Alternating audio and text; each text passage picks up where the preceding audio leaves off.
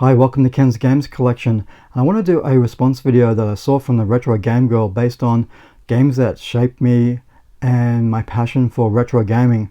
I thought that was a brilliant topic, and there's something here I can bring to it as well. Now, I've been a gamer for over 30 years, but where it all began for me wasn't with video games. We got to go back to the 70s.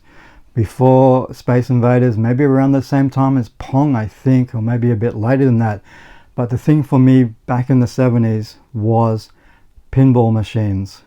Now, they were in all milk bars, all fish and chips shops here in Australia, and every time we would go to get something from a milk bar, I would put in 20 cents and play the pinball machines.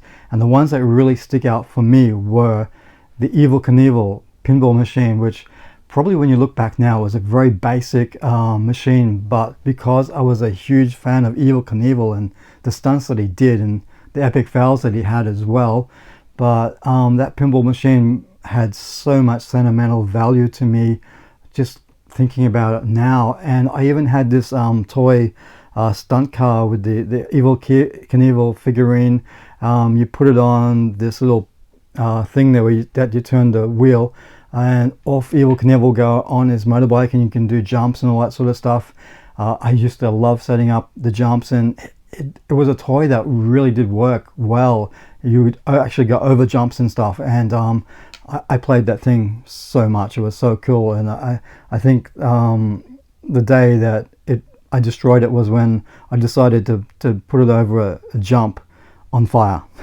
And that was it for Evel Knievel. But it was a great toy. It was when toys were well made, and I smashed that thing into a lot of different things, and it lasted a long time. But with the pinball machine, it was something very special to me because I think Evel Knievel was even on the $6 Million Man, and that was another pinball machine that had a lot of value to me because I was a huge fan of Lee Majors and the $6 Million Man series. But I do remember in our local milk bar, there was a competition for whoever had the highest score over a month would win. I think for a month it was like every Saturday or Sunday fish and chips, and I participated in this. I would have been about 7 years old, and for some, I don't know how, but for some reason I was really good at pinball machines, and I had the highest score. And leading up to it, somebody else beat my highest score, but within, I think, a day before the competition was over, I got to the highest score again, and we won the fish and chips every once a week for a month. So that was really cool. But the $6 Million Man was another pinball machine that I played so much when we used to go down to the milk bar or fish and chip shops, and that was our thing. There was no video games, home consoles back then. It wasn't around then. I did have some sort of little pinball machine that my mum bought me for Christmas, that you could, it was just a little tiny thing, but I played that so much as well, and it was so cool. But that's where it all began for me. It wasn't with video games.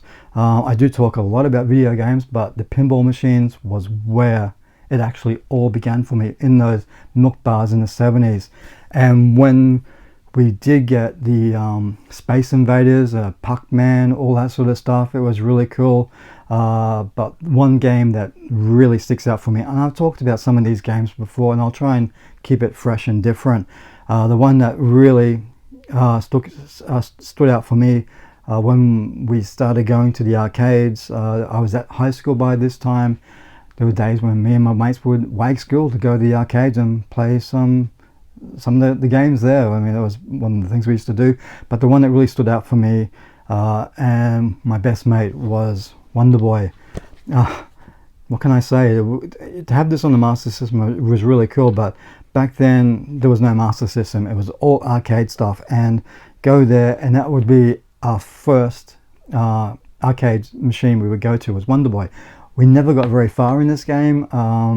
It was the way it was made back then. It wouldn't be until years later, wow, Wonder Boy returns.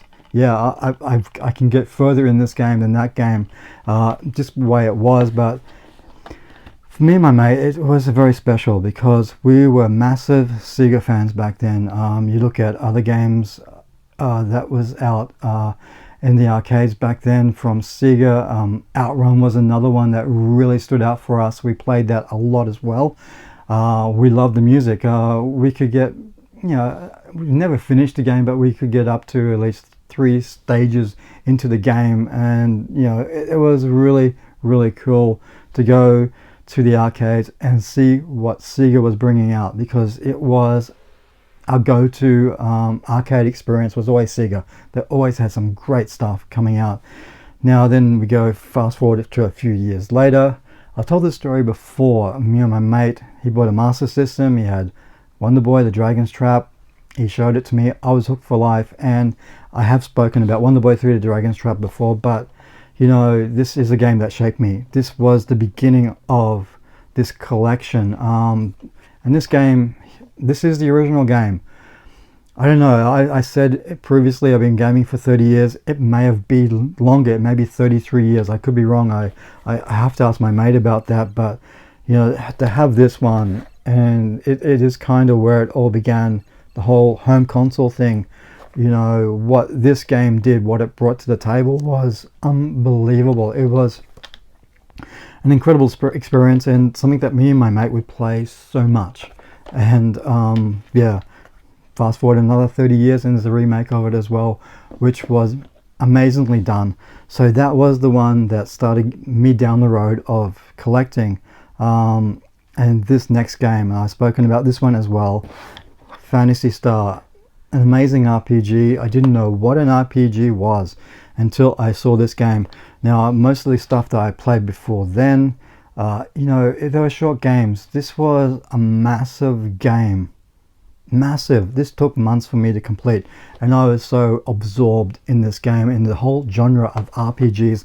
And I would go on to play the years on the Master System, Miracle Warriors, Golden Axe Warrior, which was an incredible little Zelda-like game, was really cool as well. It really stood out for me.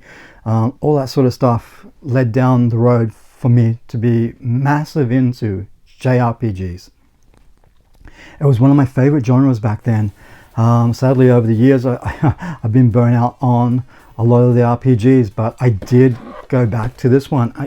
It was kind of like a remake, remaster of it on the Nintendo Switch back in 2019, I think it was, when it was released.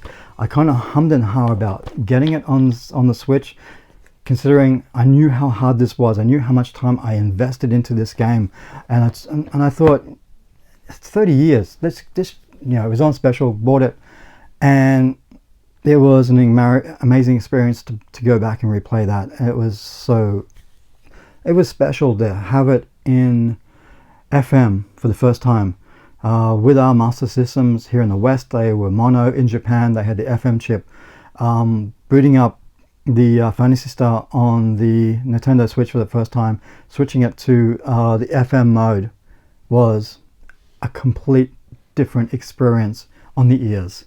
It was music I never heard before. You can switch back to the old mono mode, I guess you could call it, and it sounds so tinny against the FM mode, and it's something that I can put on the Switch just to listen to that music. And I do that every now and again. I just like to reminisce, and every musical piece in that game, I have flashbacks to certain events in this series. So this is a game that really did shape me as a gamer, as a JRPG fan. And another game on the Master System that really did shape me as a gamer and a collector. I had a couple of these games in the series, but for some reason Alec Kid and Shinobi World was my favorite. I played some of the other ones. I liked High Tech World because it was so different. There was RPG elements in that one, so that's why I liked it. But this was just pure arcade fun, and it was something that me and my mate would play a lot together. We do our Sega Olympics. I've spoken about that before. Every year we used to get together with some of our games, and we would have competitions, the Sega Olympics. So that was special, and that's what it is about. It's about the experiences, especially for me with my best mate playing these games. Was really cool. Now the last game I want to talk about was something that is going to be different, because up until this stage I was a massive Sega fan. Never gave Nintendo a thought. The NES didn't interest me, and I have to admit, when I first saw the Super Nintendo in the Grey Import store with the Super Mario, it started to get my interest.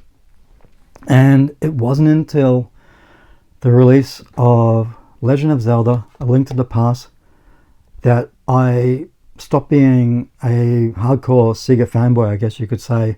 This game opened me up to the whole Nintendo experience, to embrace Nintendo, so to speak, because it was here in Australia, Sega was king. Nintendo just didn't make inroads here in Australia, and if you owned a NES, you were kind of laughed at. As far as I remember, it was like, you seriously get one of those things? You need a Sega. But this did open up a whole new world for me with the Super Nintendo when it was released. And Legend of Zelda, I did know about the games on the NES. They didn't interest me because the graphics weren't that great. I didn't, the Master System had much better graphics. The Master System just blew the NES out of the water graphically, I feel. Let me know what you think about that. But this game, Link to the Past, it did open up the whole Nintendo world to me, and I would go on to play a lot of RPGs on the Super Nintendo, including the Final Fantasy games, which never got released here in Australia, but I was able to get them through Grey Import. My NES was modded, Super Nintendo was modded so I could play them. I would play Super Mario RPG, which was never released here as well. I don't know what it was with Square Games, but I played games like ActRaiser, Castlevania 4, which was an amazing game. I loved Yoshi's Island, it was so cool. All that sort of stuff. Contra, amazing games. And because of this game, I embraced Nintendo.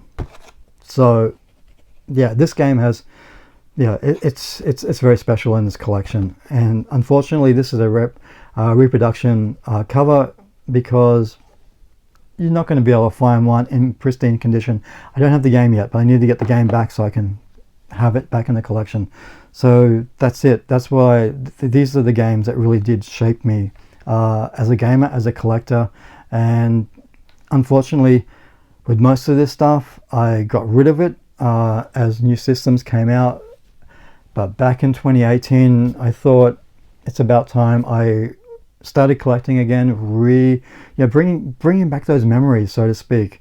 And I have so many great memories of this game, Phantasy Star. All of this stuff is very special to me, and it is who I am today as a gamer, as a collector, as somebody that wants to pass down this to my daughter when she's old enough. And I can't wait until she's old enough so we can delve deep into this back catalog I have. And I got a massive back catalog that she can just go crazy with, and that's the day I'm really looking forward to, sharing those experiences with her.